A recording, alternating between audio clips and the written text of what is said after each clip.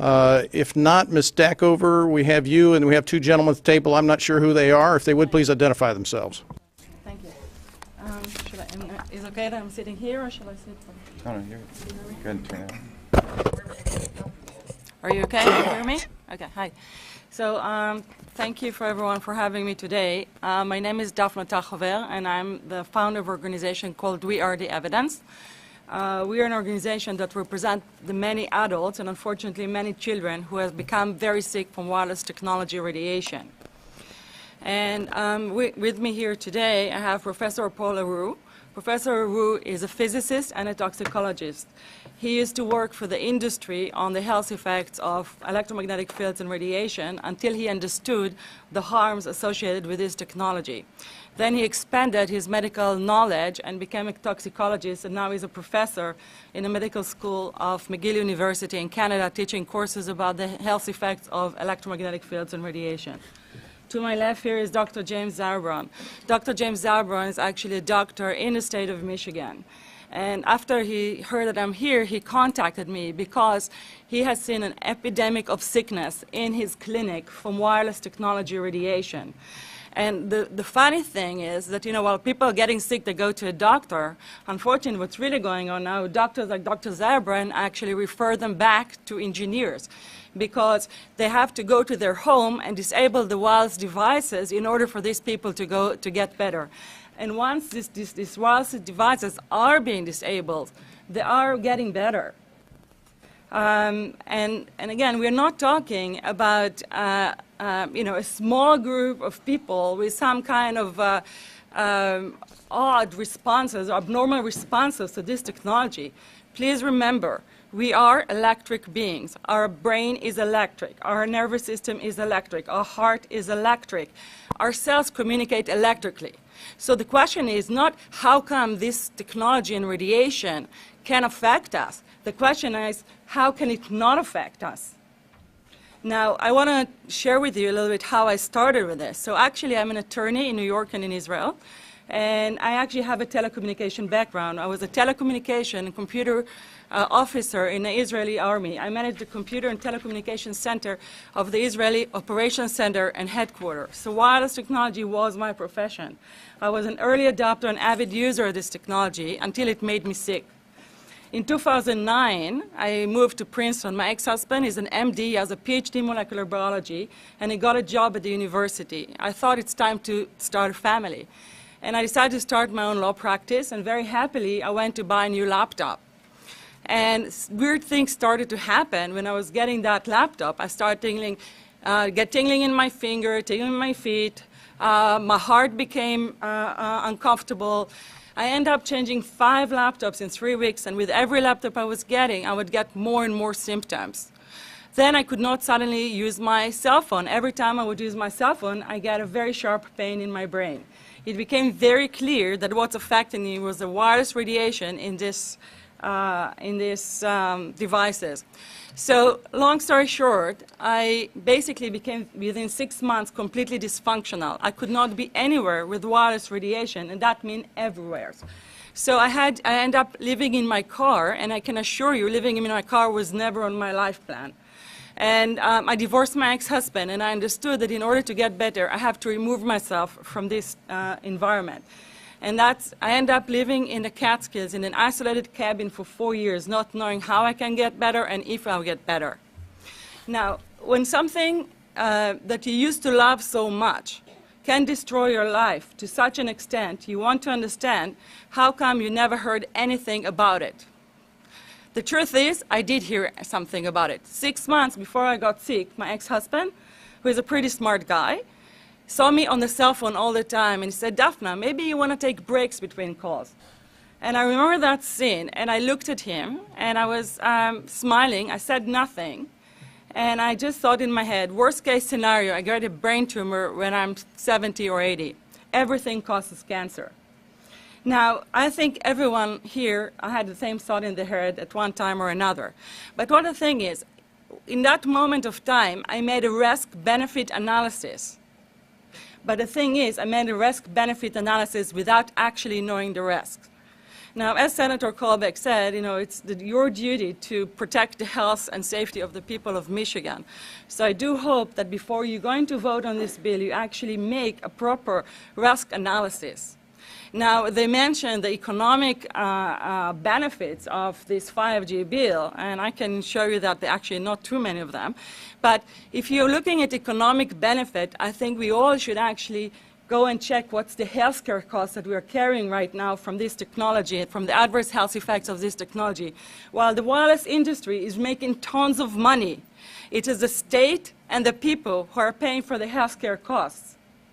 Now, if you want to understand the extent of the sickness, I'll give you some data. So at least 10% of the population already suffering from symptoms which are now called microwave sickness, which is what I'm suffering from. 10%, and that was based on surveys that were done up to 2006. 2006, that is before Wi-Fi, that is before smartphone, that is before the outrageous smart meters. That is essentially before the exponential increase in our exposure to wireless radiation in the places we live. Let's talk about cancer. So one of the wireless industry people here mentioned that he's from Indiana. This week, the wife of the ex-governor of Indiana was diagnosed with glioblastoma. Same brain tumor Ted Kennedy had and John McCain had. Did you look at John McCain's scar? This is a cell phone brain tumor.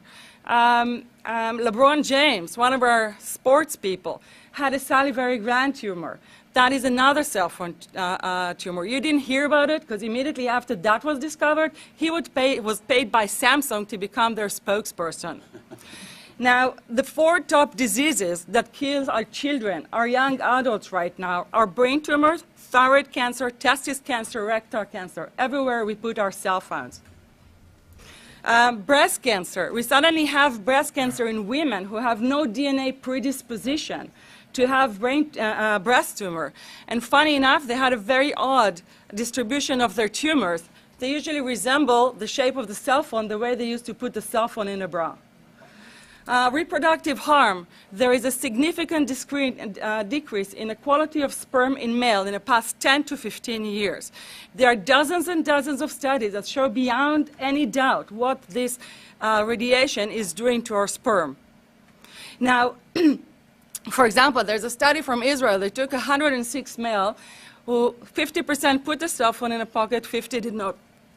Those who did not put the cell phone in a pocket had a 12% bad sperm. Those who did put the cell phone, and that's normal, those who did put the cell phone in a pocket had a 47% bad sperm. Now, if you take the cell phone out of your pocket, the sperm will recuperate within 3 to 4 months. What would not recuperate would be the damage to the DNA of the sperm. That is irreparable. Let's talk about autism. In the past 10 years, we had the rates of autism tripled. There's a study that was done by Professor Martha Herbert from Harvard University, MD, PhD. She's one of the world's biggest experts on autism. In 2013, she decided to check whether there's possible correlation between this radiation and autism. She thought she was going to have a short paper, a few citations. She ended up with a 60-page paper with 550 references. Now, there was no one study that showed, yes, this radiation is causing autism. I'm sorry, just a moment. But there was a study that showed what people with autism have, and a study that showed what this radiation is causing to our brain, and there were a lot of similarities. She concluded, yes, a correlation is possible. And now when children are coming to her clinic, she tells the parents, remove wireless, and the children are getting better. Later on, you're going to get a package from me, and in that package, there's a testimony. A few days ago, I went to Facebook to a group called EMF and Autism. And a mother there put a notice what happened after she removed the wireless from her house. Her autistic child suddenly improved, and after not being willing to touch a pen since the day he was born, now he cannot stop, write anywhere and everywhere. I gave a lecture here in one of the towns, and actually an autistic young man at the age of 32 came to my lectures because he wanted me to talk to his mother that he's affected by this radiation. She did come to the lecture. She got convinced. They removed the Wi-Fi from his environment. Within 3 days, his nosebleed stopped. His brain works much better. He feels much better. And now he thinks that he can go to university and he plans to do so. So we have scientific evidence. We have human evidence, but we're ignoring it. Let's talk about ADHD. ADHD more than doubled in the past 10 years. So there's Professor Hugh Tyler from Yale University. He is the head of their OBGYN department. And he conducted a study on mice. He exposed the mice to this radiation when the mice were pregnant. When the mice baby was born, they actually had a different brain, and they manifested the same symptom manifested by adults and children with ADHD. Recently, a summary of 5 studies, on 83,000 women showed that when these women were exposed to this radiation, the women who were exposed to this higher level of radiation had higher rates of children with ADHD, with basically behavioral and attention deficit disorders. So all of this info and data is from the past 10 to 15 years. Not only this data supports directly that this radiation is causing. Think about it, what changed in our environment most significantly in the past 10 to 15 years. So the thing is, we've been looking the other way. The data, the science is conclusive, and we're talking about 10,000 studies that prove the harms of this technology beyond any doubt. But we do studies in order to warn us as what will happen to humans. But we now have the human evidence, and it is clear and conclusive, but we ignore that as well. Well, so one evidence that we now cannot ignore anymore, that's the NTP study that Senator Colbeck mentioned. So in 1999, and there's a long story into it, I'm not sure I can get to it later. In 1999, the federal government, in 1993, the CTIA, the Wireless Industry Lobby Association, after it was sued for the brain tumor, for a brain tumor that a man sued for a brain tumor that killed his wife, in 1993 the wireless industry said, okay, you know what, we're going to learn this topic. We put $25 million into studying this topic. Now, what do you think happened to those studies? Nothing. Nothing came out of them. I would not tell you who they chose to handle those studies. Anyway, so after nothing came out of it, in 1999 the FDA said, you know what? We will do a study. We will give $25 million to conduct a study that will give us a final answer whether or not this radiation is actually harmful. It was a 14-year study, and that study was designed perfectly to make sure that it cannot be challenged, that there will not be any doubt. That's why it took them 14 years. And in 2016, the partial report of this study came out, and the conclusion was this radiation causing brain tumors, heart tumors, and DNA damage. Now, the head of Dr. Ron Melnick, who led this study for most of his year, he said that while our hypothesis was that this radiation cannot cause cancer, our hypothesis was proven false. This radiation definitely caused cancer. And as for DNA damage, the same thing. We clear evidence that this radiation is causing DNA damage. Ms. Tachover, may I interrupt? Yes. FDA, Food and Drug Administration, United States government? Yes. Okay, thank you. And they gave the money to the NTP, that's a National Toxicology Program, which is part of the NIEHS, the National Institute of Environmental and Health Sciences, and they have been conducting the study. Now, in 2018, the final reports were issued, and that was like before final report, and that was in February this year. Now, every scientific study is supposed to go through a process of peer review. So the NIEHS appointed an 11 expert panel to review the study. They came out with a final answer on March 28, and their conclusion, clear evidence of cancer. So there are no more maybes. This is the study that was supposed to give us a final answer. Final answer is carcinogenic effect. So actually, we should not be sitting here and thinking whether or not we're going to give the wireless industry a corrupt and fraudulent industry. And I'm telling this as an attorney who knows the evidence, and I know the evidence in and out. And a lot of their evading questions, I can clarify those, evading answers for you on a legal basis. But, you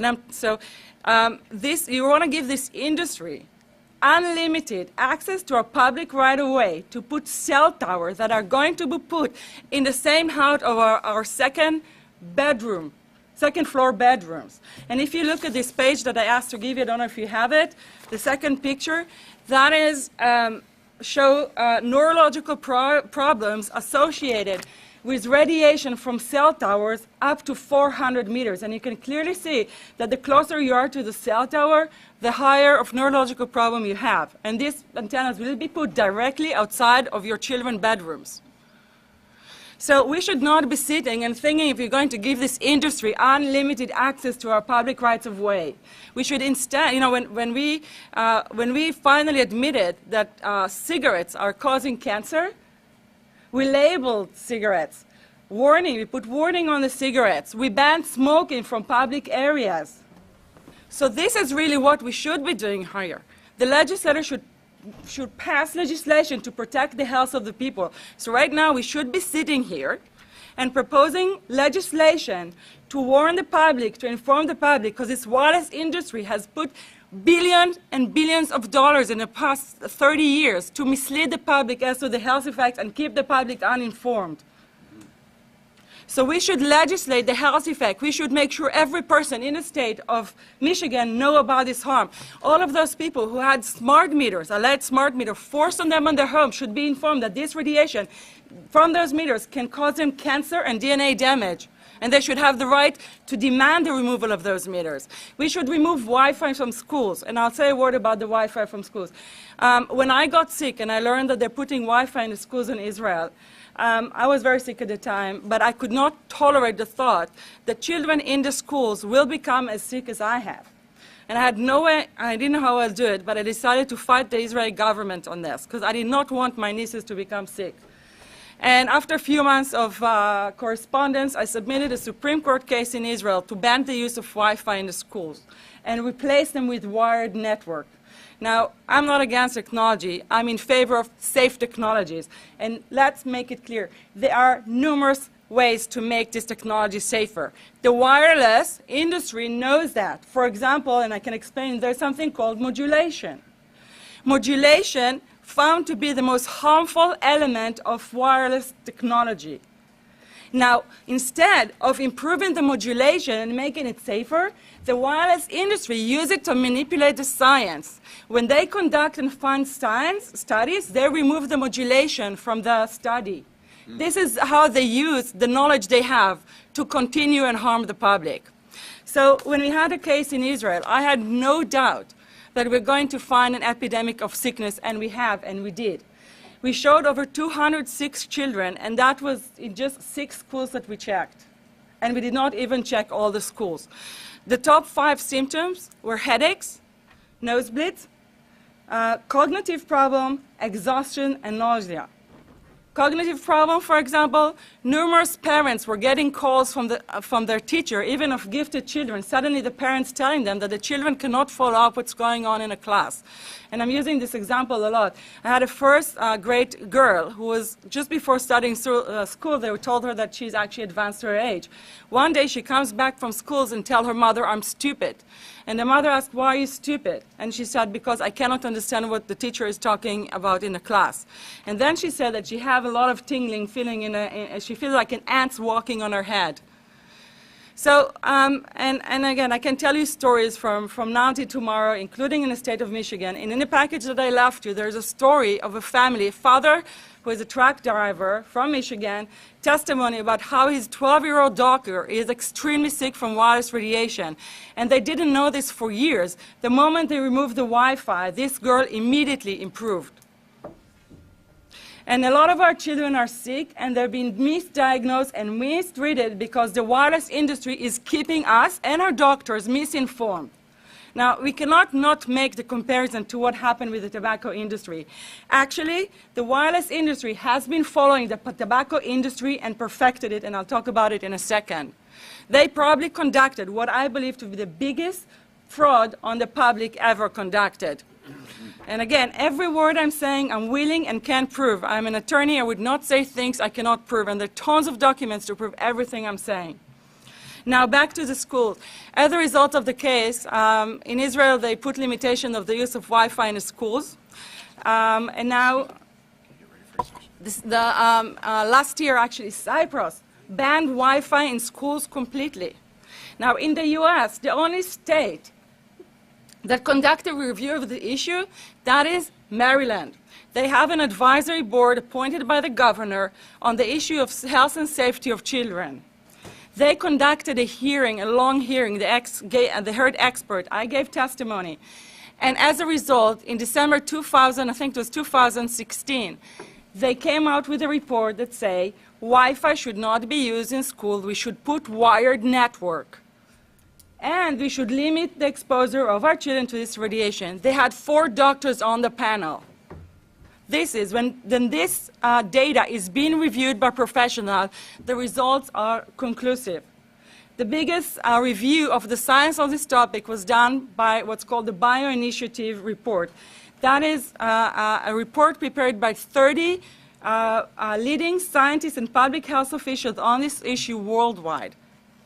After reviewing 1,800 studies on wireless radiation, they concluded this radiation, including radiation from cell towers, Wi-Fi, cell phones, smart meters, cause bioeffects within minutes of exposure. We are all affected, whether or not we feel it, and this is causing a lot of adverse effects in our body. How can it not? So, I mentioned that this is a fraud, and I want to, and there were a few questions here from you about whether or not people who got sick will be able to address it and try and remove cell towers. So in 1993, after the first lawsuit, the wireless industry was in problem.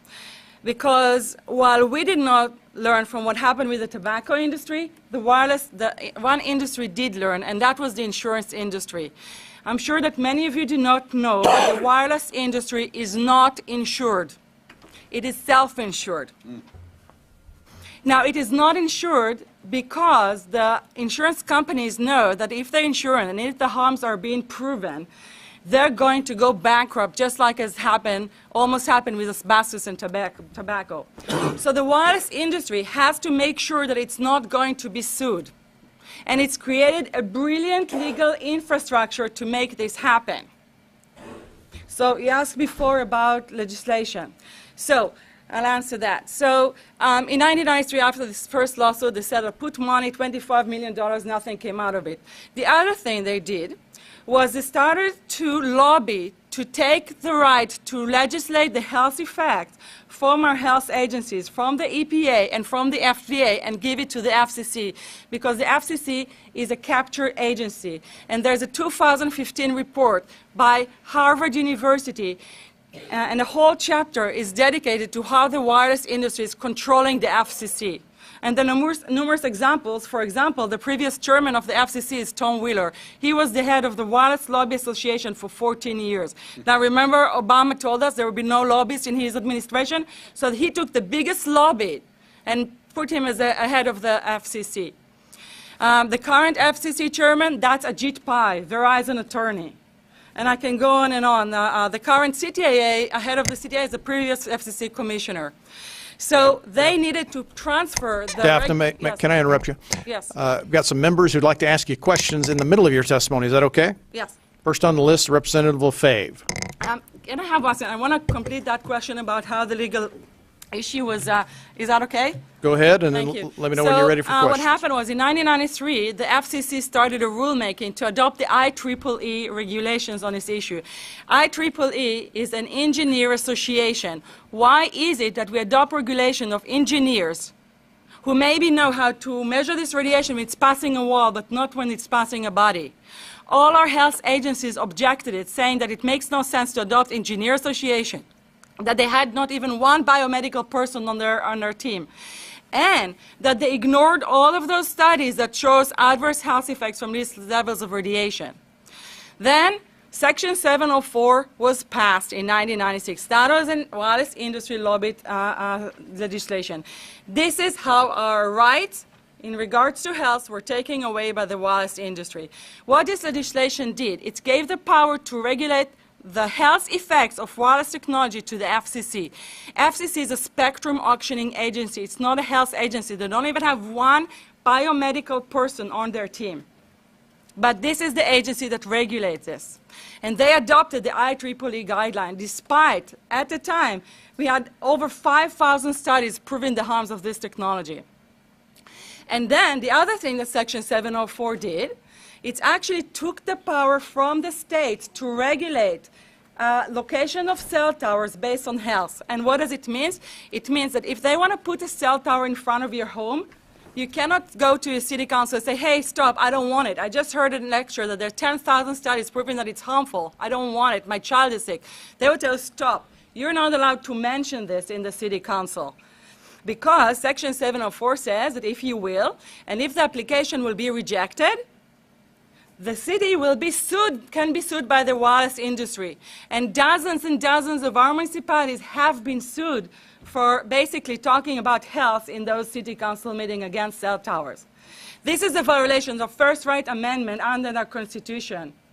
Now, not only that, it's punishing speech because they can be sued, the city can be sued because you talked about health. That's what the wireless industry did. That's how they prevented discussion of health. And why do they want to prevent discussion of health if there's no problem with health? Dafna, I'm going to interrupt you. And Yes. So, Representative yes, Lefebvre, please. do you want to ask yours now or Yes, yield? Okay, Representative Hauk has a question right now. yes. Yeah, I was wondering if you could plan, you know, you said the Wi-Fi companies are self-insured. I worked for a company for 24 years. We made restaurant equipment. Our company was self-insured. I'm sure there's a lot of companies that are self-insured in the United States. If they figured out a way where customers cannot sue them by being self-insured, are there other companies that are doing that? I mean, the lawsuits in this country are, you know, astronomical sometimes, and I'm sure, so wouldn't every company be self-insured so they couldn't be sued? I guess I wish you'd explain the logic a little bit better for me. Well, first of all, I think what you should really think about is why is it that they're not insured? It's not that they chose to be self-insured. They're actually rejected by the insurance company from being insured because they understand the risk. And So if the they insurance understand the companies, risk- the big insurance companies So there's will not okay. insure the So telecommunication? there's insurance companies, and then there's what's called secondary insurance companies. Secondary insurance companies are the insurance companies that insure the insurance companies. So in an event, an insurance company, let's say I insure Verizon, and it may not be able to meet the claims, then the secondary insurance company is kicking in. Like Lloyd's Now- of London? Sorry? Like Yes, Lloyd's of exactly. London. So two leading one would be Lloyd's of London and Swiss Re. Both told the insurance company not to insure the wireless industry, and this is why they're not insured. And that should give you a hint. Now, this is exactly why they have to prevent a health lawsuit. And how do they prevent lawsuit? That goes back to Section 704. So the next thing that happened with Section 704 is, let's say they put that cell tower in front of I your mean, home. not to, No, getting it's- away from the cell tower. So if someone came up and could credibly show, and they can't go to a jury trial and say No, this, we cannot. So what happens? you cannot go to any court and you That is cannot right sue now them the into problem, court. Sir, the Third Circuit appellate decision. So people who tried to sue for the damage that was caused to them. So the wireless So industry. I mean, not to the third, I mean, that's one decision. That appellate court, that you is can go to right. another No, appellate court, so right? there is- Exactly. So let me answer, sorry, one answer. Section 704 basically take our right to have redress under federal law. So then you can go and now sue for the damage that was caused to you, and that's under state law. And there's a third appellate court decision that said that you cannot sue for the damage that was caused to you because if you will sue, that will conflict with the intention of Section 704, and that is called conflict preemption. So now people cannot sue for the damage that was caused to them. So they do not have redress under federal law. They do not have redress under state law. So this is how there is no way to sue the wireless industry. That is what the situation, and that is violations of Fifth Amendment due process right. If you don't have redress on a federal law and don't have redress on a state law, you don't have how to sue them. This is how they're protected. Okay, now, with this legislation, with the 5G legislation. Daphne, you need to take a breath. Sorry. No, I'm not. No, I guess I wouldn't mind later on maybe having one of the telecoms come up and explain their side of it. Yep. But thank you. I appreciate that. Thank you so much. Yeah, Daphne, if you will, when members ask you questions, please let them finish. That's all right, Mr. Chairman. I understand. Sorry. I got a couple of questions for you because I've heard some things that I hadn't heard before. One, a point of clarification. You said earlier in 2006 and prior, 10% of the population suffered some type of symptoms, but your testimony is everybody's affected, even those who are not symptomatic, or is it just a subcategory of the population that you think is affected? First of all, I'm sure the doctors will agree. We are electric beings. We all affected. So what we see, there was this, with the surveys that were done in terms of how many people are affected, you see a constant increase in the rate of people affected. So clearly there's a correlation between how much we are exposed to this to how many people develop this condition. I was using this technology. I was not sick always from it. At one point, I couldn't tolerate it anymore. And you can see, so it's everyone's affected. Some will get electrosensitivity. I did not get cancer. I got electrosensitivity from this. Everyone has their own predisposition, and they'll have different effects. The issue is there are numerous effects that can happen. For example, there are 200 studies that show that this radiation can cause whether this radiation could cause oxidative stress. Oxidative stress is a mechanism that leads to cancer, non-cancer conditions, and DNA damage. Now, so in your case, your years of service with the Israeli Defense Force, you worked closely with the technology, it had no effect, but at some point in your life it had a cumulative effect after which exposure has caused negative consequences. Sometimes you have cumulative, sometimes there's a one event. There are different ways. We are not completely sure, but there's definitely a cumulative effect here, absolutely. Here's the biggest thing I heard today from Senator Colbeck and then from you. The concept of hardwiring the technology. And, of course, I want to hear from the wireless industry as to whether or not that actually performs the same function for autonomous vehicles, for example. You know, will hardwiring a system be able to power autonomous vehicles? I don't know the answer to that question. I'll answer, yeah. So when it comes to autonomous vehicles, basically every claim they made in terms of 5G is not correct. They told you that it's rural areas. It's not rural areas. They told you that it will that it's basically going to reduce our download speeds from 8 seconds to 4 seconds, for example. Yes, it will. But is reducing our download speeds from 8 seconds to 4 seconds can actually pay for $200 billion infrastructure per year. And by the way, I put a memory stick in the package you get, and a lot of the stuff I mentioned is referred to there. And there's an article there by Bloomberg saying why this infrastructure is not going towards it. Another thing that is there, essentially, what is really 5G about? It's not about autonomous car, and we put a letter by engineer Bill Baskett. Engineer Bill Baskett is working for Fiat Chrysler. He is working on the telecommunication systems of autonomous cars. And he wrote you a letter explaining you that 5G is not necessary for autonomous cars. The reason they're telling you that because you're in the state of Michigan and they know that this is important for you, so they tell you that this is essential. That's what they say. In rural states, they tell them it's for rural areas while it's not. For cars, industry states like Michigan, they tell you that this is the reason, but no, they're already autonomous cars in the state of Michigan, and they do not work on 5G. So this is a false claim. 5G is about data. The wireless industry got to saturation for making money from connecting people. 1G to 4G are about connecting people. There are no more business because almost everyone has a cell phone. So they need to find ways to make money. And the way to make money is data. Data is the new oil.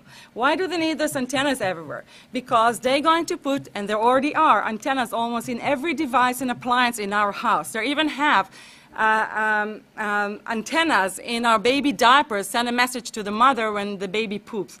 So they're collecting that data, and that is a lot of data. For that, they need bigger bandwidth and a lot more antennas to transfer that data and sell it. And in the documents I provided you, there's a McKinsey report. McKinsey is one of the world's leading